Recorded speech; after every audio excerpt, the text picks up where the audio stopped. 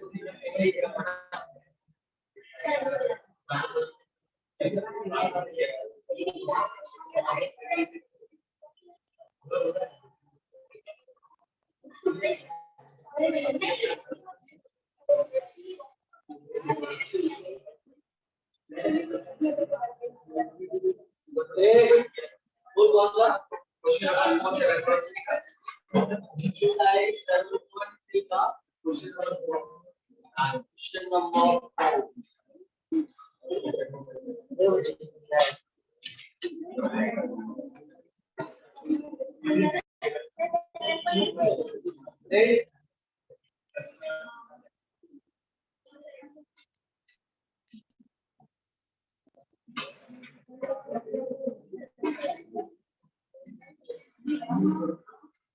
देखो लिखा है E and E dash are the eccentricity of parabola and its conjugate hyperbola. Sorry, E and E dash are the eccentricity of hyperbola and its conjugate hyperbola, respectively. Then prove that. देखो दो hyperbola है ना, वो दोनों का E और E dash दिया हुआ है. E and E dash are the eccentricity of hyperbola and its conjugate of hyperbola.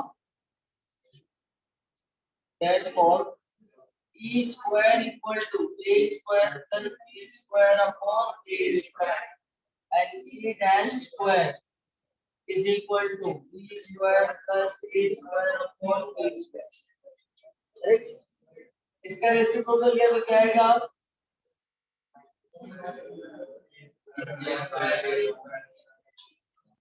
और इसका रेसिप्रोकल क्या आएगा?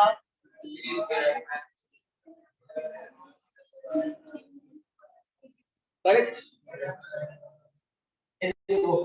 Now consider. क्या प्रूफ करना है? e square plus 1 upon 3 dash square is equal to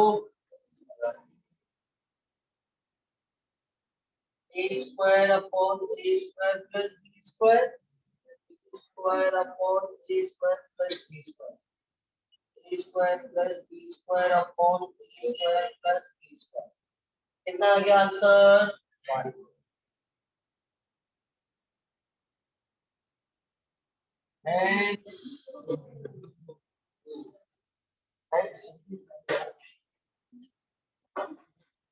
एक भाई तेरा डाउट तो पता नहीं किस कौन सी घड़ी में आया, याद ही नहीं रहता। 9 बजे 9 बजे तो हुआ, 9 बजे का लेक्चर है। एक्चुअली 12 वालों का ना रिवीजन लेक्चर चालू है दूसरे क्लासेस का। उनका कुछ डाउट है बहुत सारे बच्चों का, हम तो क्लास जा नहीं सकता तो ऑनलाइन लेक्चर पहले 11 का था 4 to 5:30 और 6 से 9 12 का लेक्चर। तो तब आईपीएल देख रहे थे और मैं मैंने कितने बजे देखा है मैंने व्हाट्सएप जाके मोबाइल रखा और मॉनिटर देख रहा। तो आज तेरा पक्का करो, डोंट वरी, आज तेरे को बेस्ट ऑफ दैट आज तू आज मत लग यार, आज दिमाग में रख के तेरा डाउट सॉल्व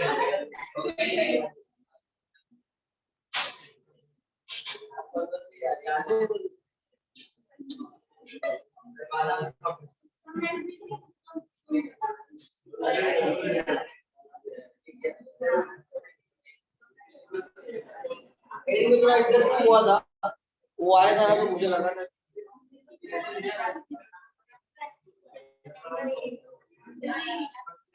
हो गया लिख के।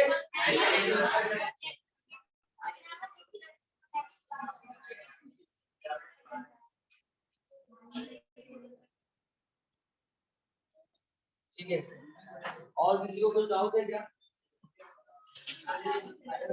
ठीक है, स्टार्ट करते हैं नेक्स्ट चैप्टर।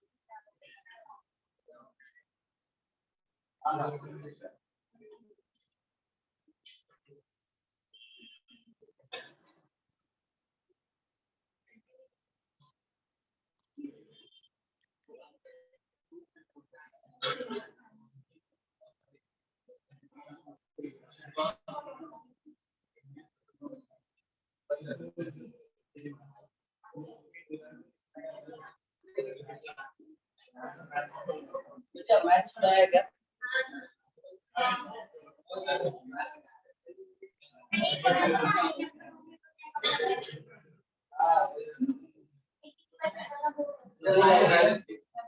पेजेस और डिस्पर्शन वैसे भी वो एंट्रेंस एग्जाम को नहीं है, उसको सही से अप्रूवल करना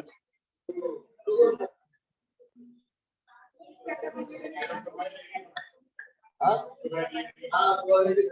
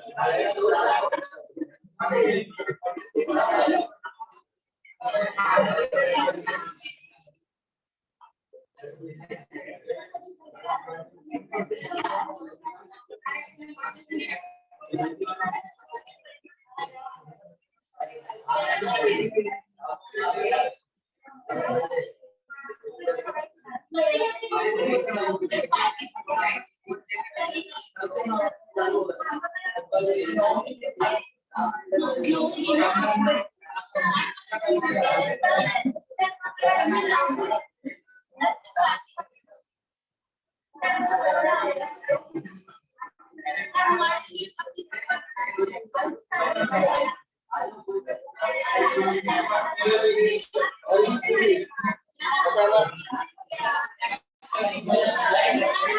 और मीठे का चावल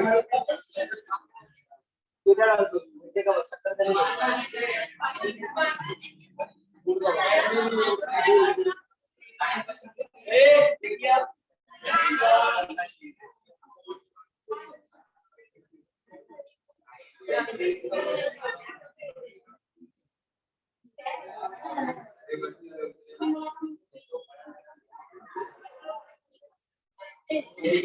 एक मिनट मैं देख लेता हूँ तो प्रोबेबिलिटी में से क्या निकाल दिया हमने।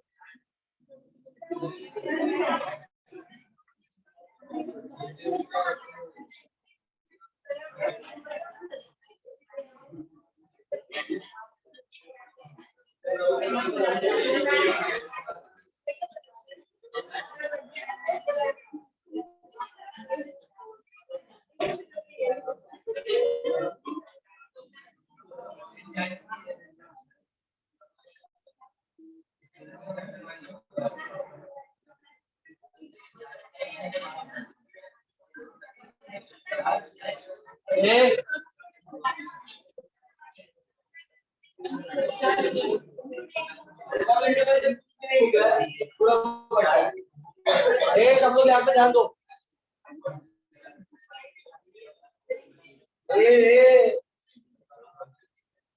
रीडिंग करके उसको लेके जा रहा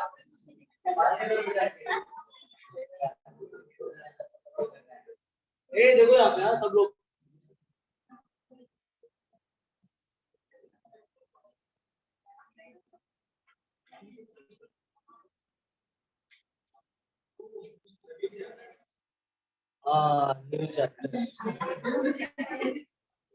कुछ डाउट है तो पूछ ले। पहला बोला है सेक्टर बोला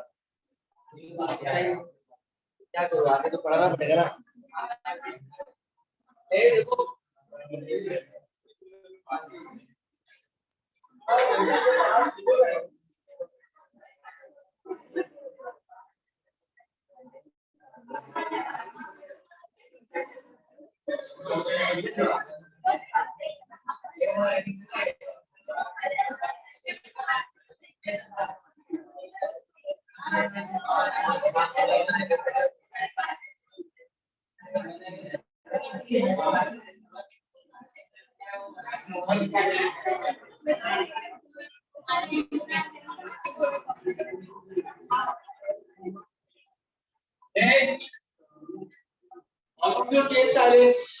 सब लोग यहाँ पे देखो इस पूरे टॉपिक में 5 एक्सरसाइज है।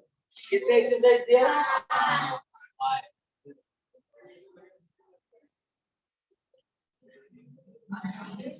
एक्सरसाइज 9.1 9.1 में देखो हर एक एक्सरसाइज को अलग अलग पार्ट। 9.1 में problem based on sample space.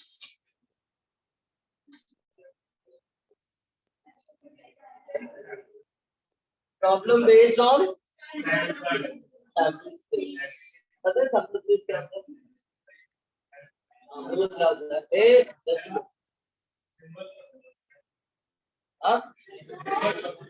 Simple पता है। सिंपल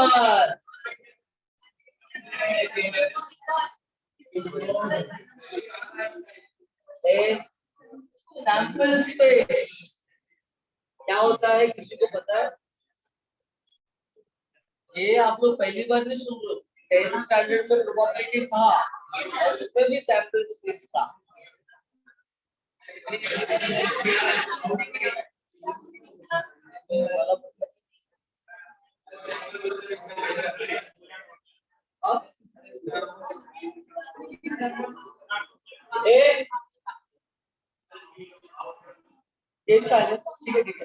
अब मुझे समझ गया कि आपको 10th स्टैंडर्ड का कुछ भी याद नहीं। ठीक है, अब पहले मुझे इस टॉपिक का पहले अभी इस टॉपिक को मुझे क्या क्या है पहले वो बताएं और उसके बाद से मैं पूरा बेसिक सुनो। तो पहले एक्सरसाइज में अपने को प्रॉब्लम पढ़ना है on the basis of sample. तो सेकंड वाला है exercise 9.2 problem based on definition of probability. क्या है definition? P of A equal to N of A upon N of X।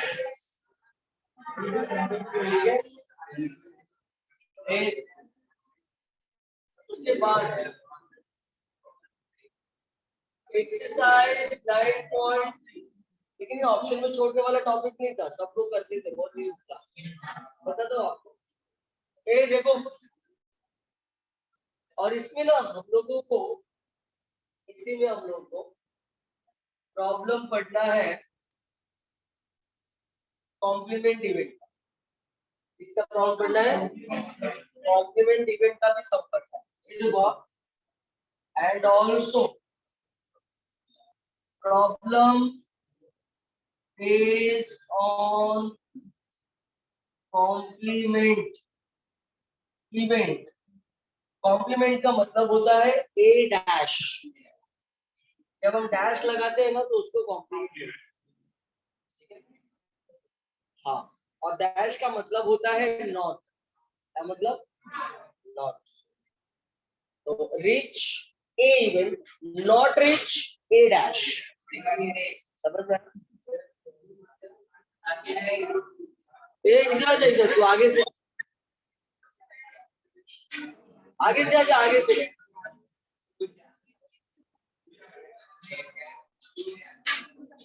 ए देखो इधर, एक्सरसाइज 9.3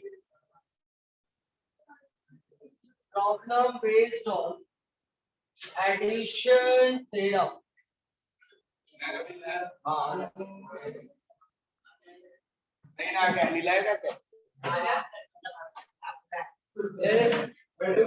ये भी काम करता है तू?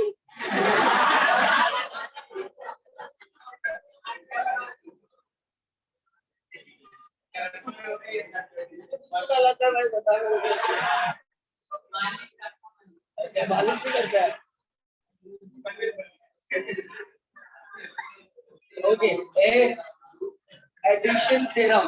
एडिशन थ्योरम है P of A union B, P of A plus P of B minus P of A।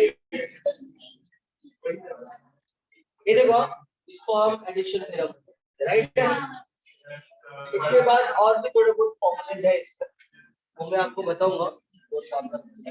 ये देखो यहाँ पे, और इसमें ना U का मतलब क्या होता है?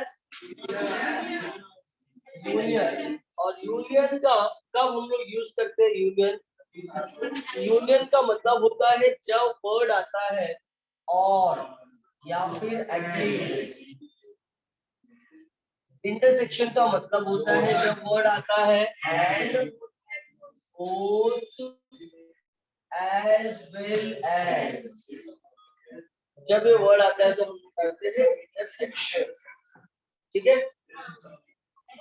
इसके बाद आ गया एक्सरसाइज 9.4, और इसमें है, पहला है कंडीशनल प्रोबेबिलिटी। कंडीशनल प्रोबेबिलिटी, ठीक है। और कंडीशनल प्रोबेबिलिटी के साथ साथ ठीक है ना, जैसे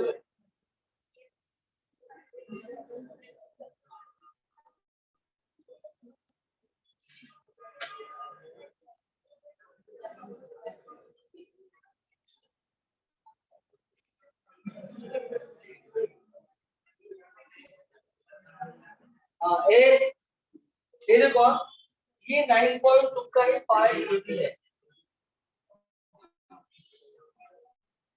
हाँ, ये जो पूरा पार्ट है ना, ये पूरा किसमें है? 9.2 में। एक्सरसाइज 9.2, 9.3 में पूरा का पूरा कंडीशनल प्रोबेबिलिटी है। कंडीशन प्रोबेबिलिटी में आता है P of A by E, P of A intersection P upon P of E, and P of E by A का फॉर्मूला होता है P of A intersection P upon P of E। ये first part है। और इसका जो second part है वो है इंडिपेंडेंट इवेंट। इंडिपेंडेंट इवेंट क्या होता है? जो डिपेंडेंट ना हो, है कि नहीं? Yes sir. बराबर है।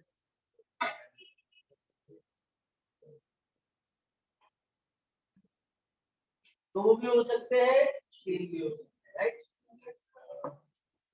देखो फर्स्ट पार्ट है, सेम वैसे इसमें भी दो पार्ट दिया, राइट? इंडिपेंडेंट इवेंट क्या होता है?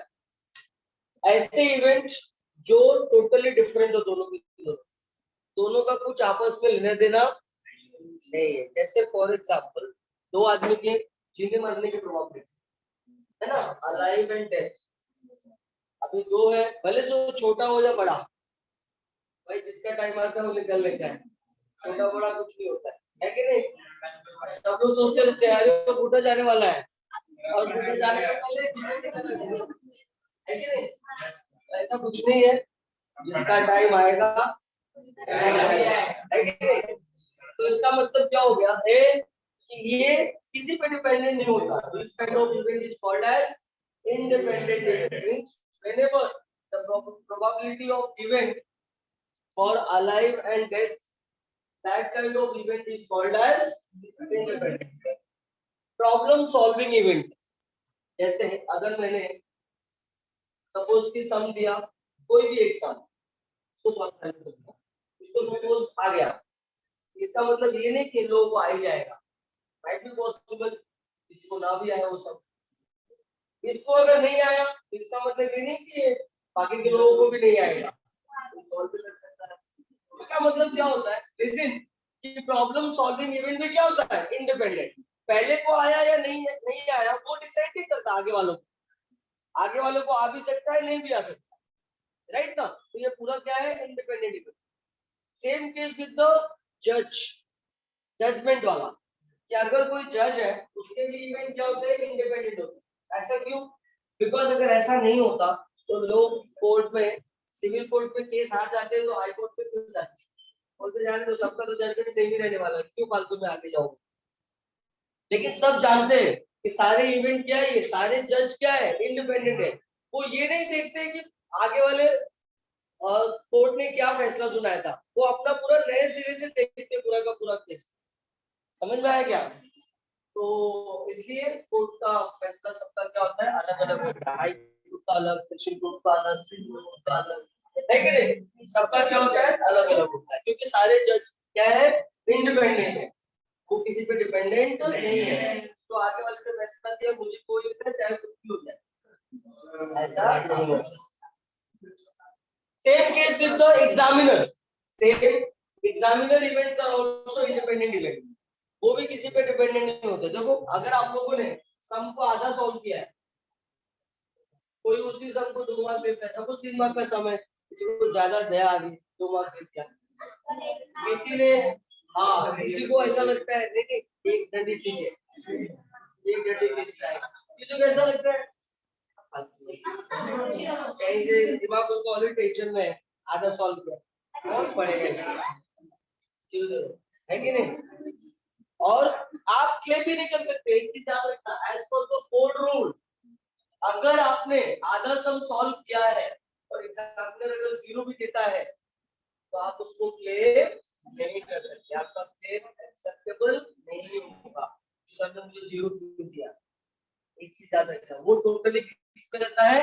एग्जामिनर पे रहता है। हाँ, अगर आपने राइट क्वेश्चन सॉल्व किया है और अगर वहां पे रॉन्ग मिला है तो आप चाहिए तो केस भी कर सकते हो उसके लिए, यू हैव राइट। समझ में आया क्या?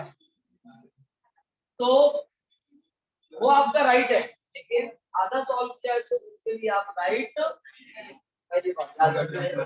दूसरा चीज तो ये सारे आ गए क्या इंडिपेंडेंट इवेंट। सबको समझ गया इंडिपेंडेंट इवेंट क्या होते हैं, तो एक दूसरे पे डिपेंडेंट।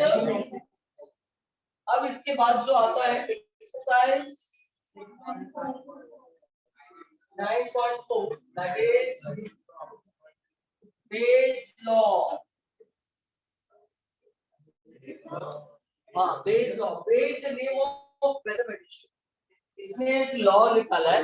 ये लॉ क्यों निकाला उसने, बिकॉज देखो हम लोग जब ये एक्सरसाइज पढ़ेंगे उसमें कंडीशनल प्रोबेबिलिटी के सम्स होंगे, लेकिन जो एक एक्स रहेगा, एक ज्यादा एक रहेगा, दो रहेगा, इतना ही रहेगा आपको कंडीशनल प्रोबेबिलिटी सम्स। लेकिन जब एक से ज्यादा, दो से ज्यादा कंडीशनल सम्स आ जाते हैं एक ही सम में, तो उसको सॉल्व करने के लिए अपने को किसको यूज करना पड़ता है। अगर किसी सम में किसी के प्रोबेबिलिटी में एक ही कंडीशन दिया हुआ है तो वो एक से सॉल्व हो जाएगा, लेकिन अगर एक से ज्यादा कंडीशन एक साथ में दिया हुआ है तो फिर उसके लिए क्या यूज करना पड़ता है आपको, ठीक है। इसका भी बहुत छोटा सा फॉर्मूला है ना, समझ गया ना, छोटा सा। हाँ मतलब बड़ा फॉर्मूला है, और इसके सम भी इतने बड़े बड़े होते हैं ना कि आप पढ़ने जाओगे ना तो स्टार्टिंग से पढ़ते पढ़ते एंड तक आएगा तो भूल जाएगा स्टार्टिंग में क्या लिखा था।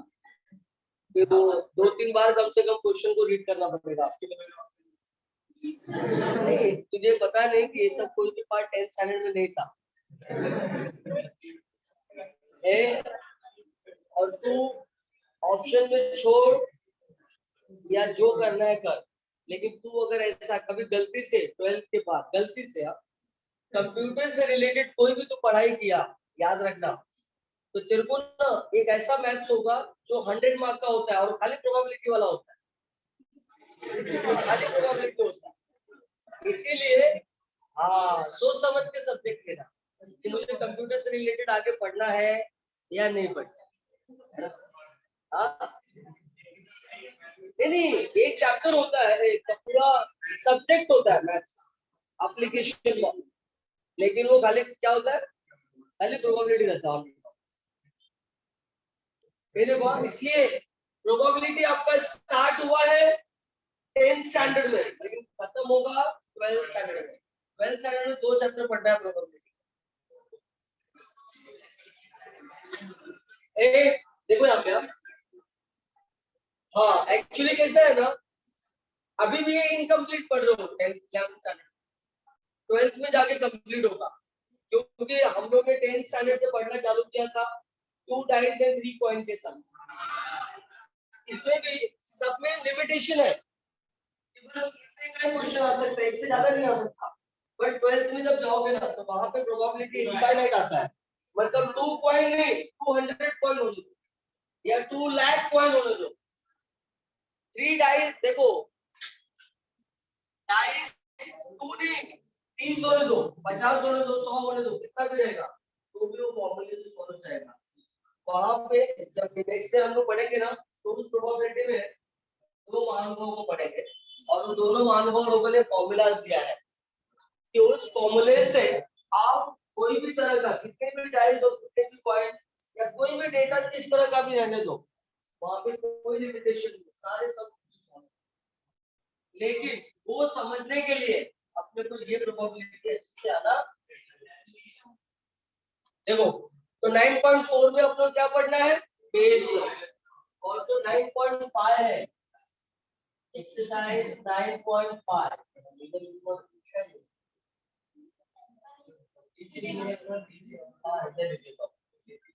एक्सरसाइज 9.5 ये देखो, इसमें अपने को पढ़ना है ऑड्स। क्या पढ़ना है, ऑड्स। ऑड्स का मतलब होता है रेशियो, ऑड्स का मतलब होता है रेशियो। दो टाइप के रेशियो होते हैं, एक इन द फेवर ऑफ और दूसरा इन अगेंस्ट ऑफ। लेकिन वो क्या होता है, किसका रेशियो होता है, क्यों होता है, वो सारे क्वेश्चन का आंसर आपको को इस एक्सरसाइज में मिलेगा। क्लियर, आप पहले इसको लिखो फिर मैं आपको सब बेसिक से प्रोबेबिलिटी स्टार्ट करता हूं। कल देखो आप जल्दी से।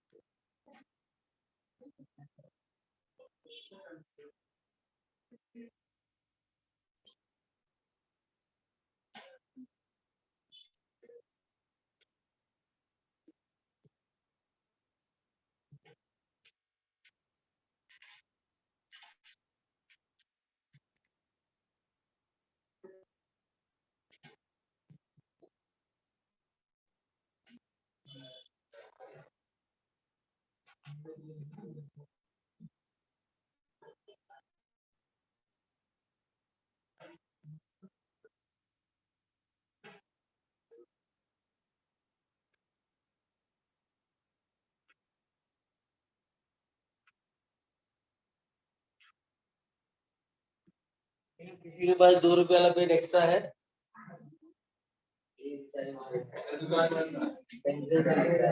लॉकडाउन चालू है सर, दुकान बंद है।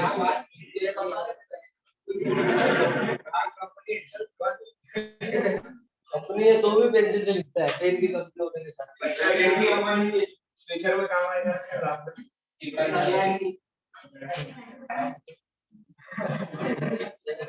वैसे भी एक्स्ट्रा एक पेन लेके आए। अच्छी बात है। 2 रुपये वाला पेन भी लाया कि नहीं? ये नहीं दे मत।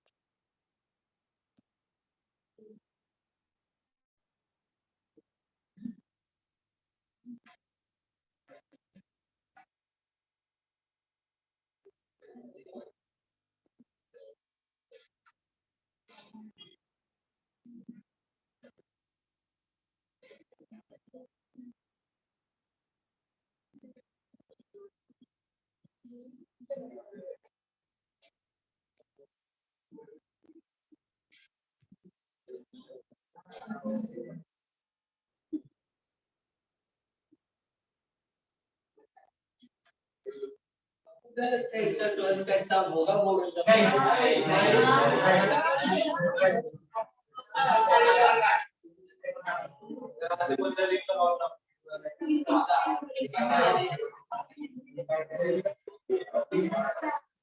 अभी भी आया है आजकल लेटेस्ट न्यूज़ की, अभी भी उन लोगों ने बोर्ड पे रखा है पब्लिक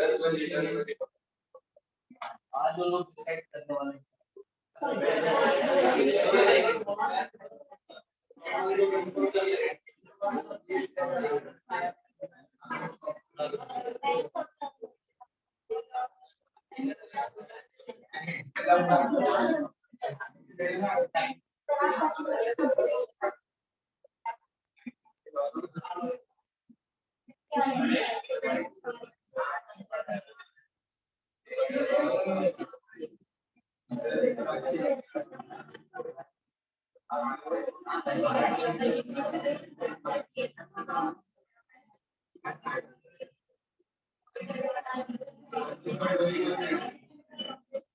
बातें नहीं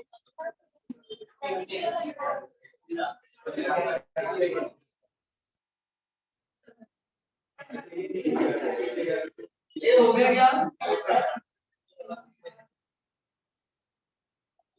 हो गया ना?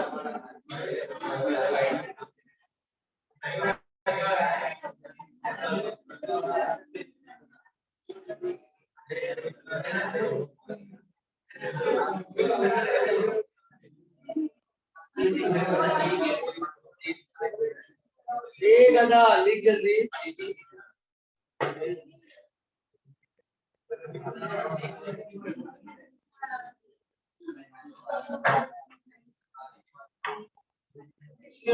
बोला जी भाई देखो जब तक लॉकडाउन में कोई एग्जाम होने वाला सब पास सब तो क्या पढ़ाई लिखाई करने की कोई जरूरत नहीं है।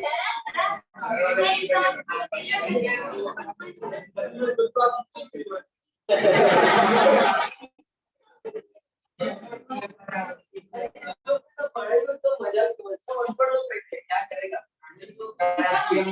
अभी आप बताओ मुझे, देख रहे हो ना बंगाल में चुनाव में कितने लोग आ रहे थे, वहाँ पे कोरोना किसी को नहीं होता, खाली क्लासेस और कॉलेज में कोरोना होता।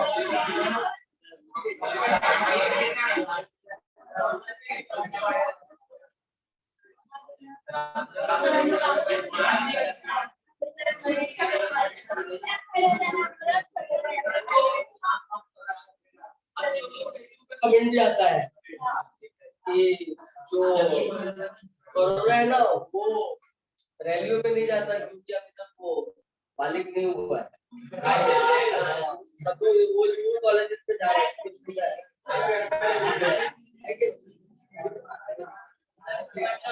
अभी आप सोचो एक लेक्चर कॉलेज हो चाहे स्कूल हो चाहे कहीं पे भी हो, लोग अगर एक एक बेंच में एक एक बैठेंगे तो क्यों कोरोना होगा? और जबकि ट्रेन में देखो बस में देखो कितने सारे लोग, तो वैसे कोरोना नहीं होता।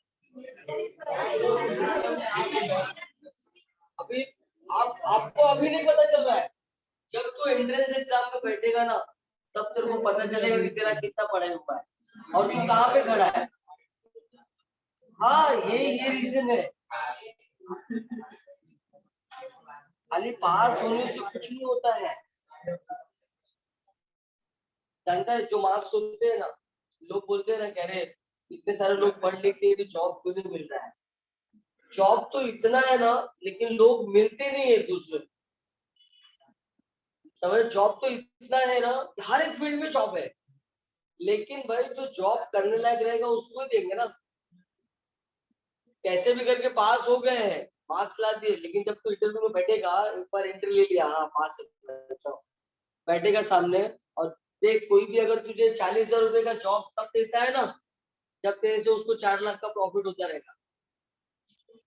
एक चीज याद रखना, महीने का अगर 40,000 तेरे को देगा मस्त में एसी रूम में बिठा के, है ना, पूरा सब कुछ पूरा तेरे लिए ऑफिस का सब स्टाफ जमा करके, तो तेरे से जब उसको 4 लाख का फायदा होता रहेगा तभी तेरे को 40,000 रुपए देगा। और जब उसके तू लायक ही नहीं है तो फिर तेरे को क्यों जॉब पे रखेगा भाई,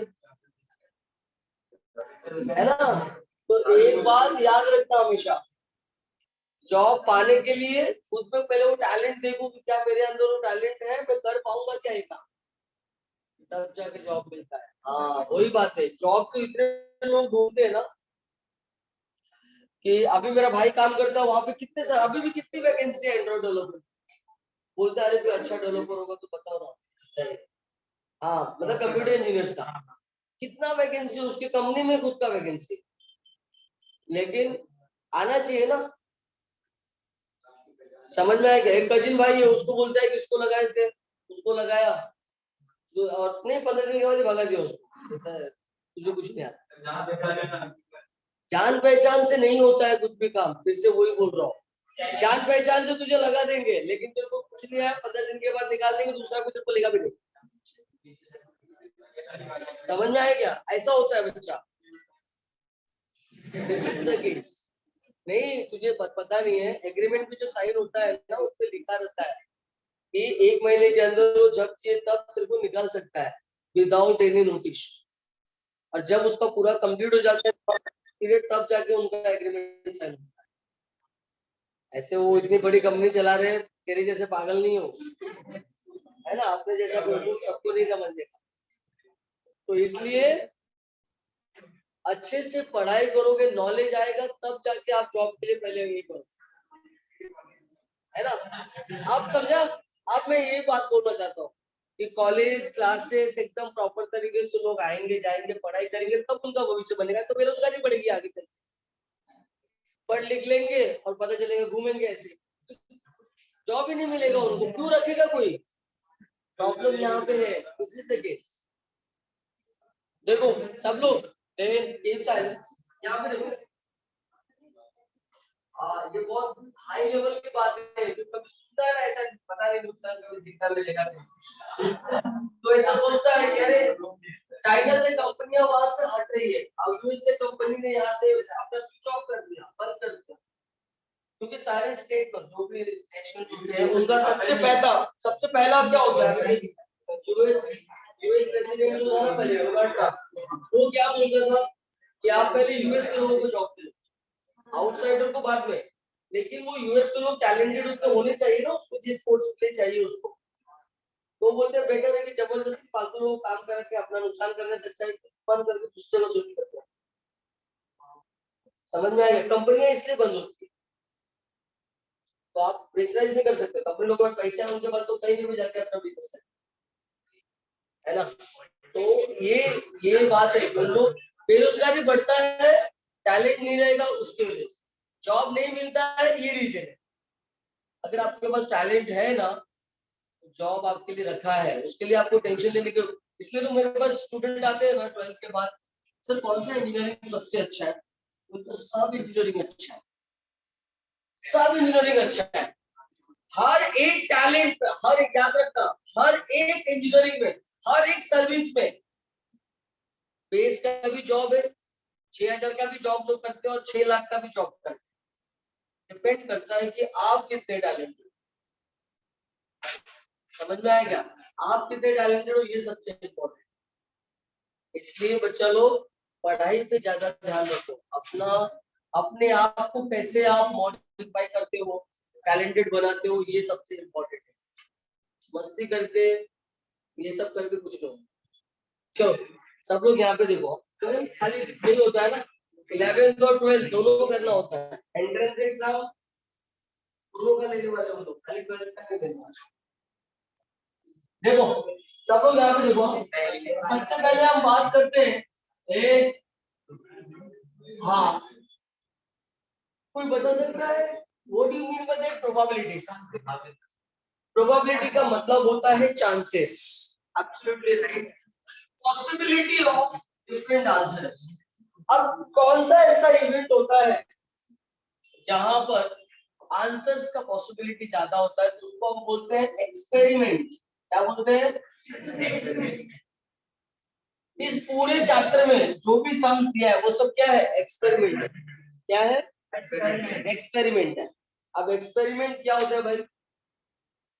एक्सपेरिमेंट क्या होता है? It is an operation which has more than one answer, है कि नहीं? It is an operation which has more than one answer. Experiment क्या है भाई? कोई भी जब हम लोग एक्सपेरिमेंट करते हैं तो उसमें एक ही आंसर आता है क्या? नहीं आता, बहुत सारे आंसर आते हैं। आप लोग ने भी पता नहीं, तो प्रैक्टिकल तो क्या ही रहेगा अभी तक, है ना? किसी ने अगर दिया होगा कॉलेज में जाकर केमिस्ट्री का अगर प्रैक्टिकल करते हो लोगों तो देखो जो रीडिंग निकालते हैं ना तो सबसे पहला जो रीडिंग आता है उसको हम पायलट रीडिंग बोलते हैं, है ना। उसके बाद अपने को 2-3 रीडिंग और निकालते हैं और फिर तीनों का एवरेज लेते हैं। क्या लेते हैं? तीनों का एवरेज लेते हैं, है कि नहीं। तो एक्सपेरिमेंट, कोई भी एक्सपेरिमेंट हो, चाहे वो फिजिक्स का हो, केमिस्ट्री का हो या कोई भी एक्सपेरिमेंट हो, उसके आंसर हमेशा एक से ज्यादा होते हैं, राइट ना। तो ये जो एक से ज्यादा आंसर है ना, एक से ज्यादा आंसर, जब ये सारे के सारे हम लोग एक साथ में लिखते हैं, क्या करते हैं? एक साथ में लिखते हैं। उसको हम बोलते हैं सैंपल स्पेस। क्या बोलते हैं उसको? तो सैंपल स्पेस क्या होता है? ये देखो आप, all possible answer of any one particular experiment. देखो मैंने क्या लिखा है? All possible answer of any one particular, that is called as, and that is always represented by, it is represented by capital S. Correct. मतलब कोई भी experiment है, जैसे हम लोगों ने 2 पॉइंट को टॉस किया तो टॉसिंग ऑफ 2 पॉइंट क्या है? एक्सपेरिमेंट। अब उसके जितने भी पॉसिबल आंसर होंगे वो सबको एक साथ में लिख देंगे हम लोग, तो क्या बोलते हैं उसको? क्या बोलते हैं? अब देखो ए, अब इसके बाद आ गया टाइप्स ऑफ एक्सपेरिमेंट। क्या आ गया? Types of experiment. तो पहला हम लोगों ने पढ़ा है टॉसिंग ऑफ कॉइन्स, दूसरा रोलिंग डाइस,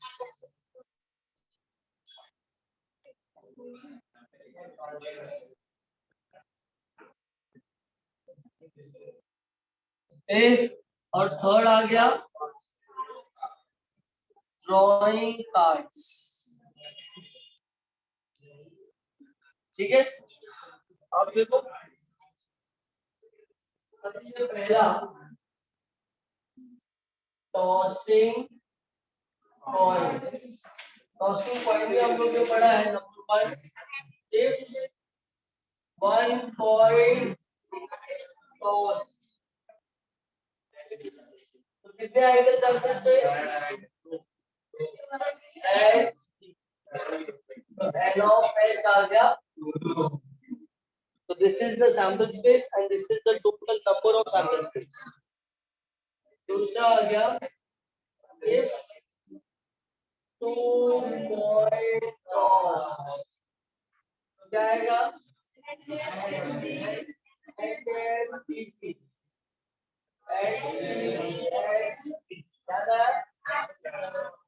तो n of s कितना आ गया? 4। if 3 point toss, क्या आएगा सैंपल स्पेस?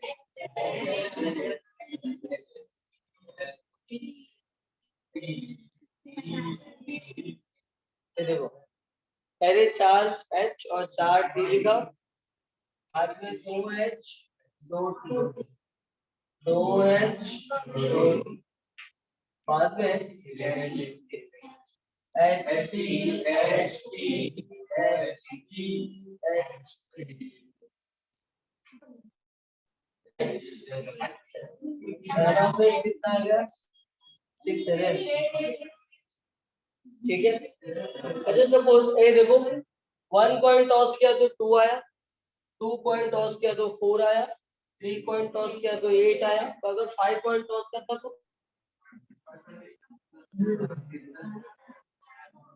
हाँ ये देखो सुनो ध्यान से, I am taking notes। if n number of points tossed, the number of sample space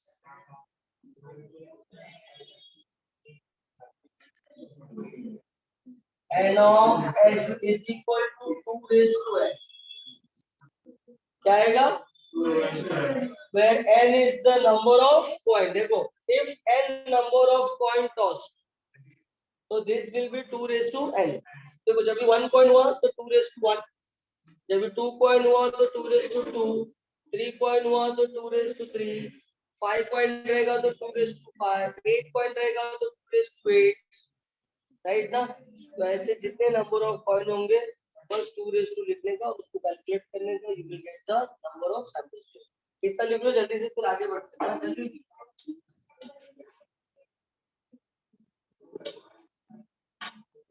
तो ऐसे ही डिलीट करते हैं, नहीं डेटा बेटा नहीं लिखते, ऐसे ही नोट करते हैं।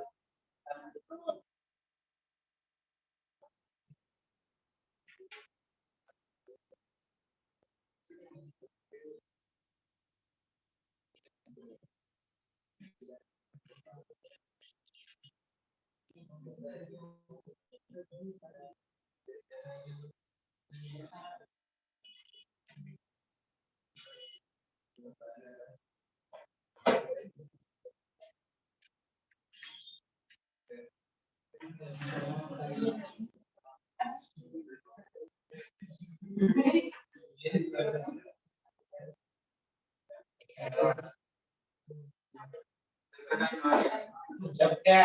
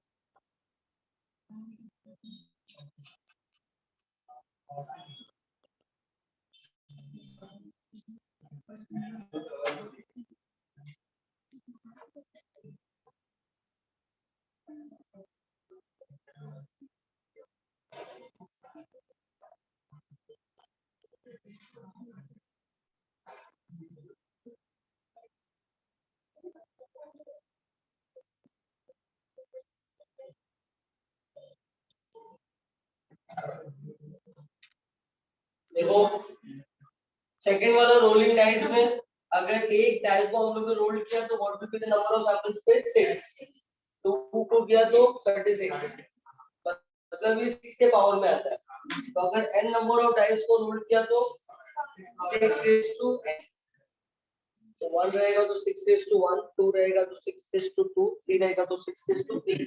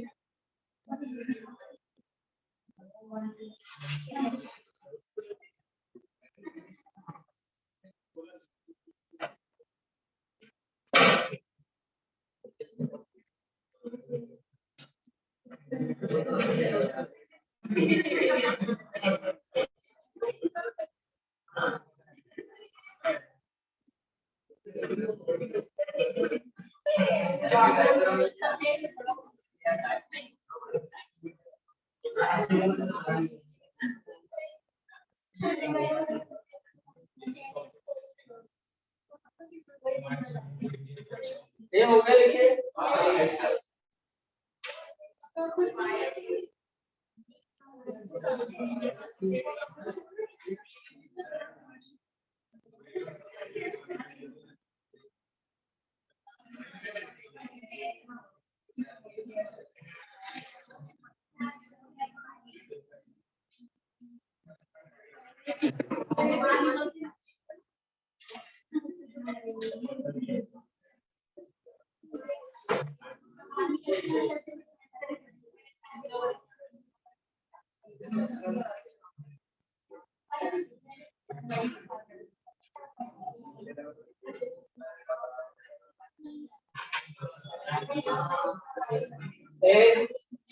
थर्ड वाला आ गया ड्राइंग कार्ड्स का मतलब होता है प्लेइंग कार्ड्स। देखो टोटल प्लेइंग कार्ड्स कितने होते हैं?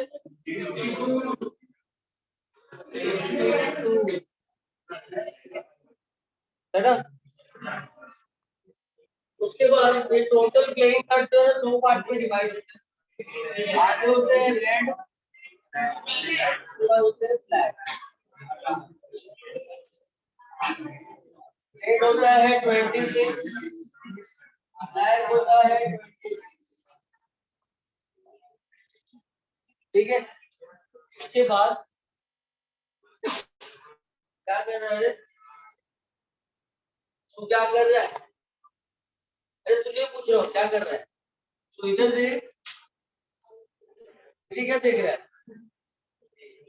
देखो आप, एक रेड जो होता है ना, वो भी दो तरह के कार्ड होते हैं। एक होते हैं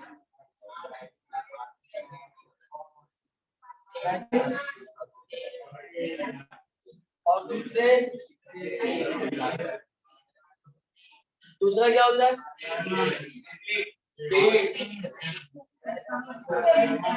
डायमंड क्या होता है?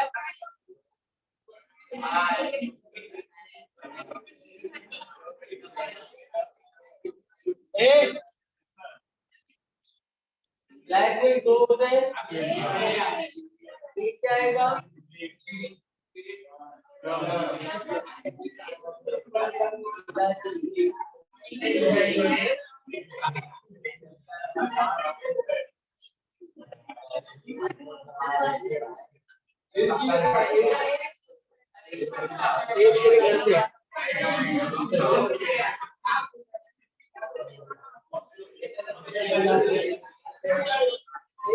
तो अभिषेक के साथ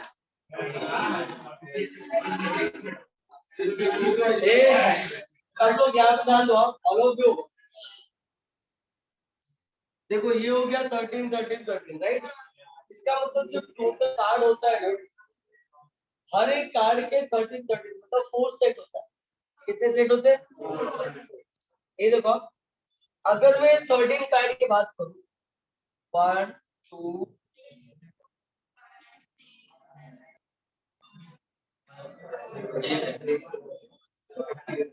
ठीक है ना? हर एक में देखो, हर एक 13 13 के सेट पे ये 13 सेट होता है। और ये 13 में जो नंबर 1 कार्ड होता है ना, इसको हम बोलते हैं एस कार्ड। और ये जो है ना, ये देखो, ये 11 नंबर का जो कार्ड होता है ना, इसको बोलते हैं जैक, इसको बोलते हैं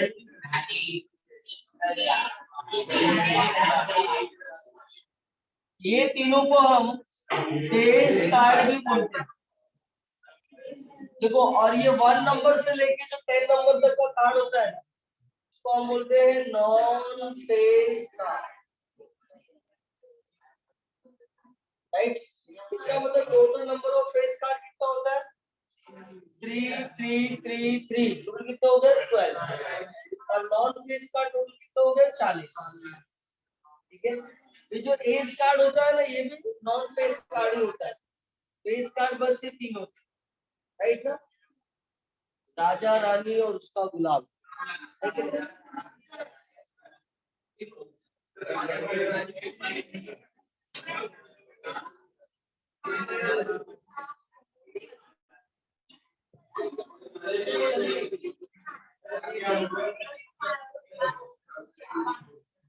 अरे तो 5 जल्दी करेंगे, सीधा नहीं करेगा।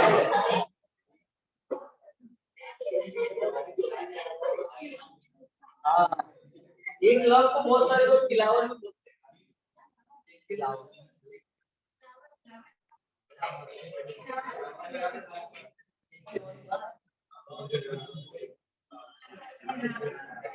और इसको चौकट,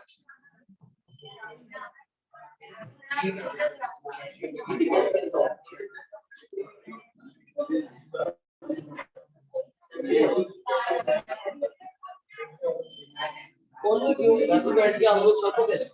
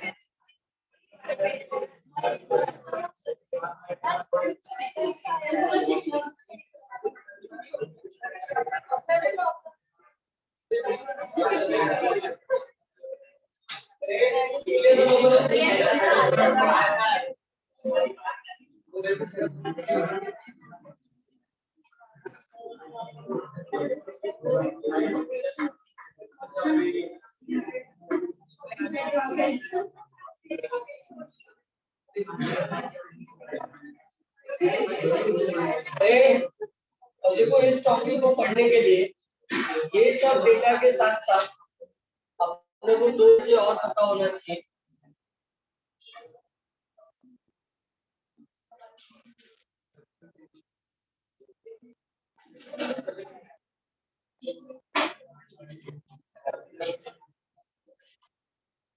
हाँ, ये दोनों भी आना चाहिए इसका कैलकुलेशन।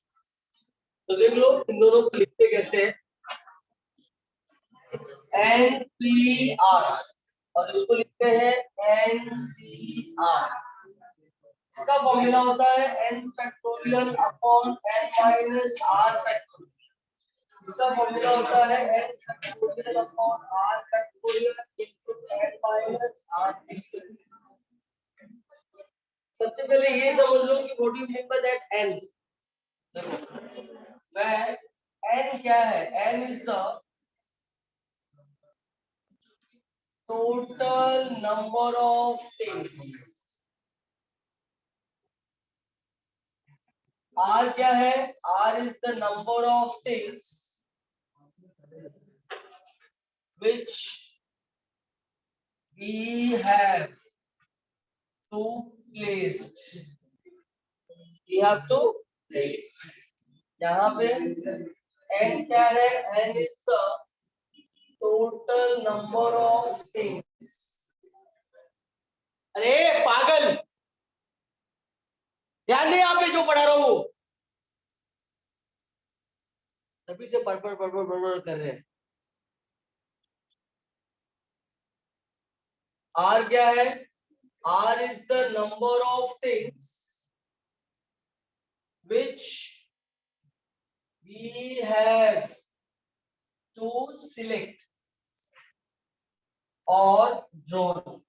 देखो कैसे पता चलेगा वर्ड प्रॉब्लम में कि ये परम्यूटेशन का सम है या कॉम्बिनेशन का। तो जब भी वर्ड आएगा प्लेस्ड या फिर अरेंज, तो समझ जाने का उस सम किसका है, कॉम्बिनेशन का। और जब भी वर्ड आएगा सिलेक्ट या फिर ड्रॉन, तो समझ जाने का उस सम किसका है, ठीक है। और देखो ये फॉर्मूला तो है, लेकिन अगर फॉर्मूले से सॉल्व करने जाएंगे तो बहुत बड़ा हो जाएगा, क्योंकि एक खाली नहीं आएगा कि चलो 5P2 सॉल्व करना है। बहुत सारे परम्यूटेशन है, बहुत सारे कॉम्बिनेशन है एक साथ। तो सबको सॉल्व करने के लिए एक शॉर्टकट ट्रिक सिखा रहा हूँ, ध्यान से सुनो, उसी से आपको कैलकुलेशन करना।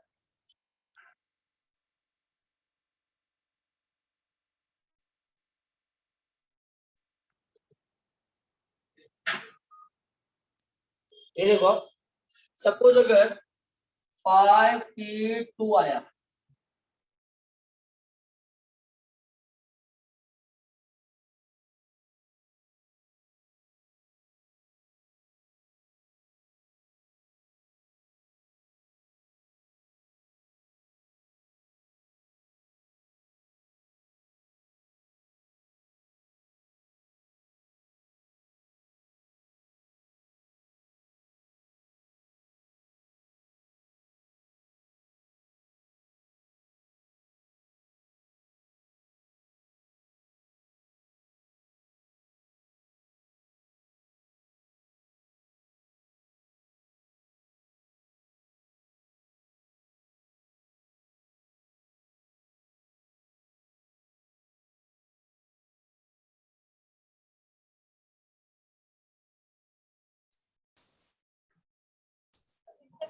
अरे कुछ नहीं होगा।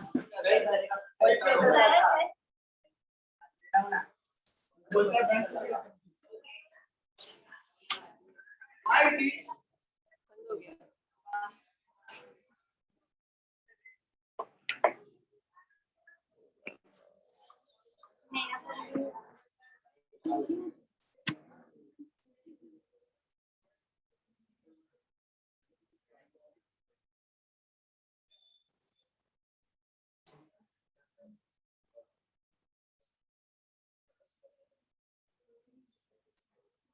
ठीक है सो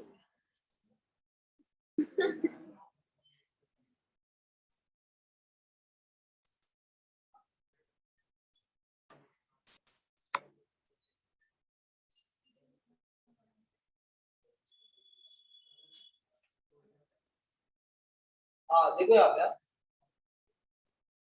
मैं क्या बोल रहा हूँ कि 5 का फैक्टोरियल अगर हम लोग ने लिखा तो 1 तक, या 5 का नहीं 10 का 6 का किसी का भी फैक्टोरियल जब मल्टीप्लाई करते हैं हम लोग निकालते हैं, सपोज 7 का फैक्टोरियल लिखा है तो 7 से लेके 1 तक मल्टीप्लाई करना, 15 का फैक्टोरियल तो 15 से लेके 1 तक पूरा मल्टीप्लाई करना।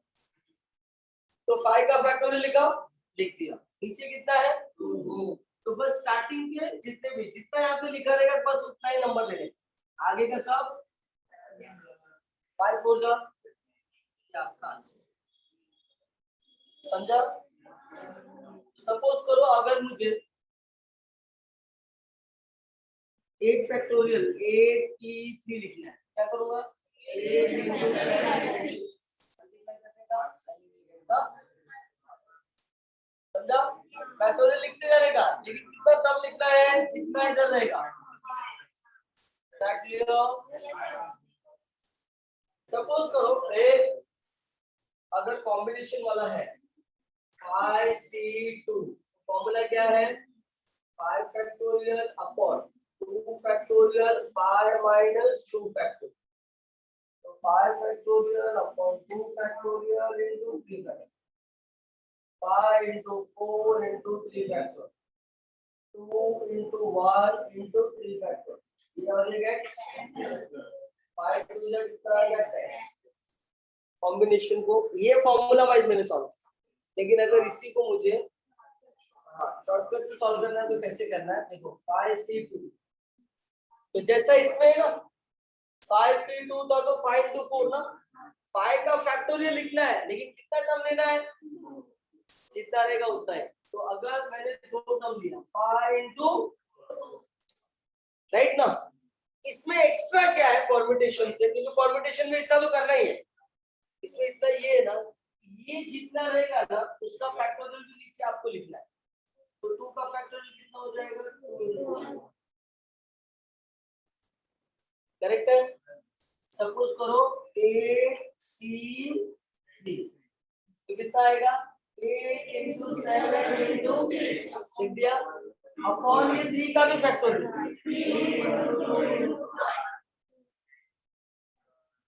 करेक्ट। तो इसके देखो कॉम्बिनेशन में और परम्यूटेशन में क्या फर्क है, बस अपने को परम्यूटेशन जो है ना उतना तो कॉम्बिनेशन में लिखना ही होता है, बस उसके डिनोमिनेटर में जो आर होता है ना उसका फैक्टोरियल भी लिखना पड़ता है, करेक्ट है।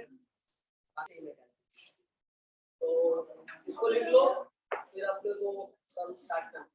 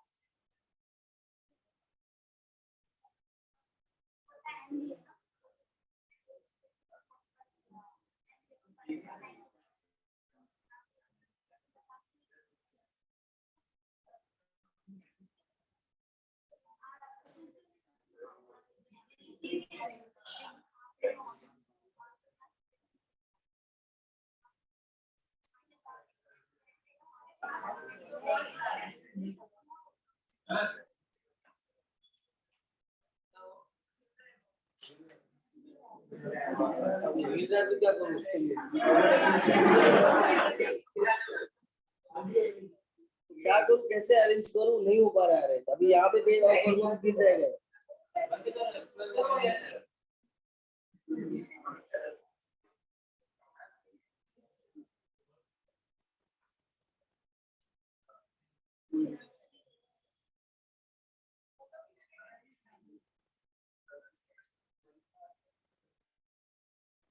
ये तो मैंने चार्जिंग लगा दो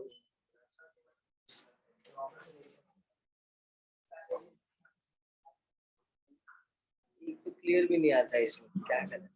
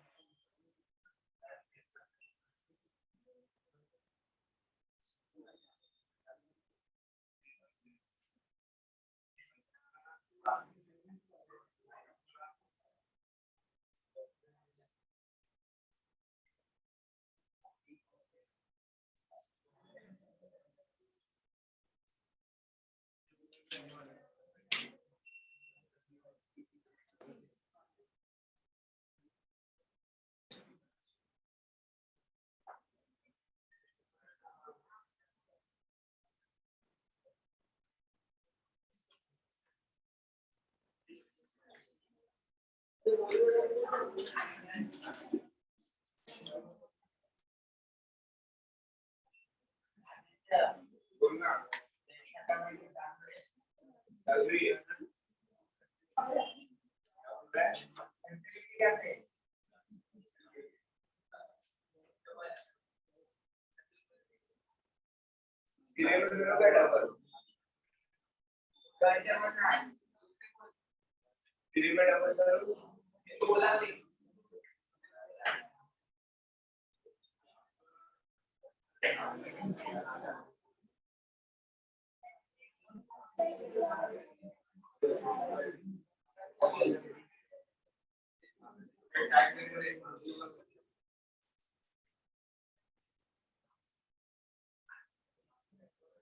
देखो इस टॉपिक से रिलेटेड जितना भी इंट्रोडक्शन पार्ट था वो सब खत्म हुआ। अब अपने को एक्सरसाइज स्टार्ट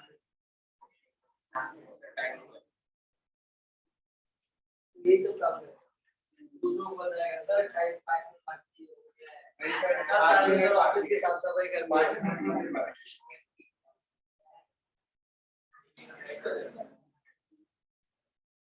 काम करने आए तो करना तो एक्स्ट्रा कार्य का एक्स्ट्रा पैसा नहीं मिलता।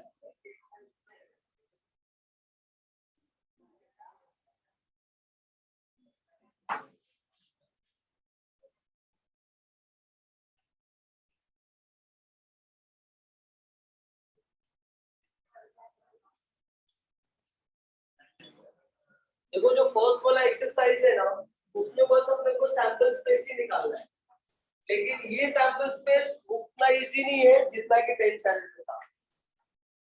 10th में भी जो फर्स्ट एक्सरसाइज था ना उसमें भी सैंपल स्पेस ही था, इसमें भी सैंपल स्पेस ही है, लेकिन इस सैंपल स्पेस में दो तीन चीजें एक में मिक्स है।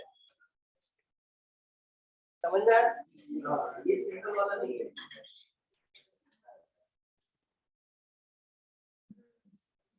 हो गया लिखे? तो एक्सरसाइज 9.1 ओपन करो and read the first question. And read the first question.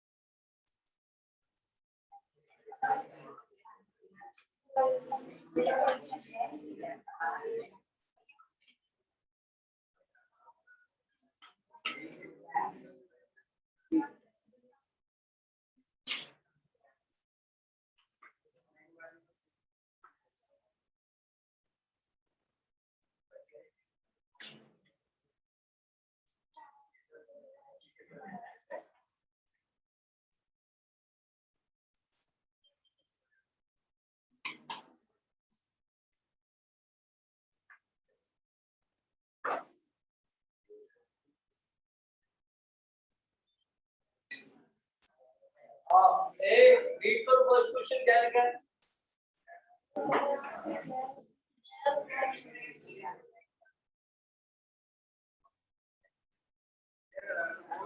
एक काम करते हैं, listen. ये फर्स्ट वाला क्वेश्चन आपके लिए पूरा न्यू है, राइट ना? लेकिन सेकंड वाला क्वेश्चन के साथ आप ऑलरेडी फैमिलियर हो, तो एक बार पहले सेकंड वाला पढ़ो, उसके बाद हम लोग फर्स्ट पढ़ेंगे।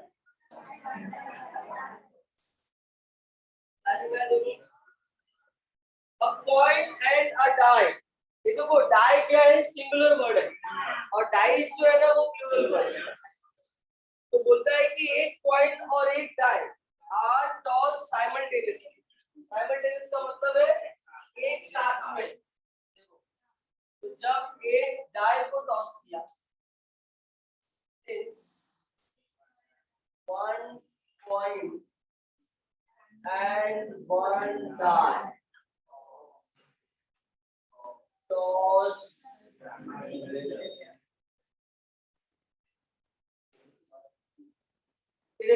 therefore ये देखो दो कितना है कि 1 पॉइंट का क्या आएगा xt और दूसरा क्या है डाई 1 2 3 4 5 6 ठीक है। मैंने ये अपना सैंपल स्पेस नहीं है यार, याद रखना आगे क्या बोला है? Enumerate the sample space and the following events. Right है? मतलब दोनों को साथ में पहले अपने को ये दोनों अलग अलग मैंने किया है, दोनों को अगर साथ में कंबाइन बोला तो सैंपल स्पेस क्या होगा? H1, H2, H3, H5, C1, C3, right?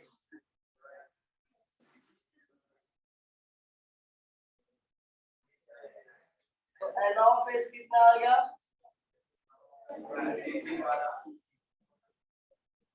Correct है? किसी को कोई प्रॉब्लम? अब देखो पहला क्वेश्चन क्या बोला है? A getting a tail and odd number. Getting a tail and odd number. 10 के साथ odd number कौन कौन है?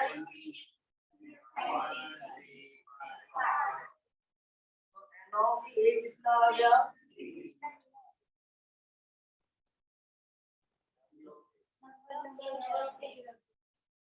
अब देखो दूसरा क्या लिखा है?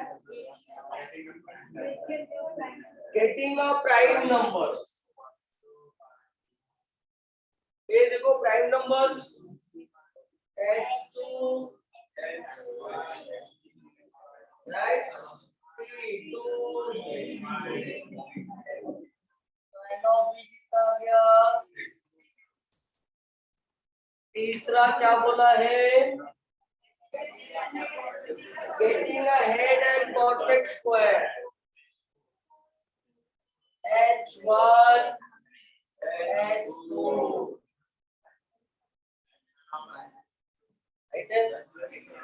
These two are the perfect square. किसी को कुछ डाउट है इसमें?